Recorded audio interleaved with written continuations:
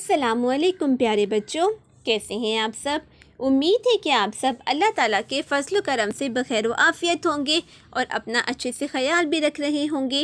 उम्मीद है कि आपने गुज़िश्ता दिए जाने वाले लेक्चर अल्फाज के इब्तदाई और आखिरी हरफ को तब्दील करके नए अल्फाज को बनाना सीख लिया है और आपने इस लेक्चर को बहुत इंजॉय भी किया होगा। बच्चों, क्या आप हल्की आवाज़ और भारी आवाज़ वाले हरूफ में फ़र्क जानते हैं? जी हाँ, जैसे हम बे बोलते हैं तो ये हल्की आवाज़ बन जाती है, लेकिन जब हम बे के साथ दो चश्मी हे को मिलाकर भ बोलते हैं तो ये भारी आवाज़ बन जाती है। बच्चों, जैसा कि आप सब जानते हैं कि हमने प्रेप क्लास में कुछ ऐसे अल्फाज पढ़े हैं जिनमें हरूफ तहज्जी के साथ दो चश्मी हे मिलाई जाती है। इन्हें हम भारी आवाज़ वाले हरूफ कहते हैं। भारी आवाज़ वाले हरूफ को मुरक्कब हरूफ तहज्जी भी कहा जाता है, जैसे भ भालू।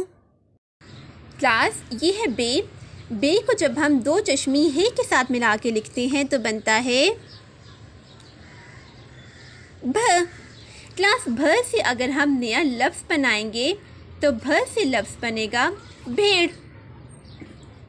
ये है ते। क्लास ते को जब हम दो चश्मी हे के साथ मिला के लिखते हैं तो बनता है थ। आइए क्लास थ से एक नया लफ्ज़ बनाते हैं। थ से लफ्ज़ बनेगा थाल। ये है जीम। जीम को जब हम दो चश्मी हे के साथ मिला के लिखते हैं तो बनता है जीम है ज। ज से हम नया लफ्ज़ बनाएंगे जो है झूला। यह है अड़े। क्लास अड़े को जब हम दो चश्मी हे के साथ लिखेंगे, अड़े के साथ दो चश्मी हे लिखेंगे तो बनेगा ड़। ड़ से हम लफ्ज़ बनाएंगे भरना।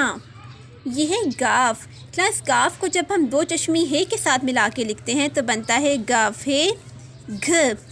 घ के साथ हम एक नया लफ्ज़ बनाएंगे जो है घर।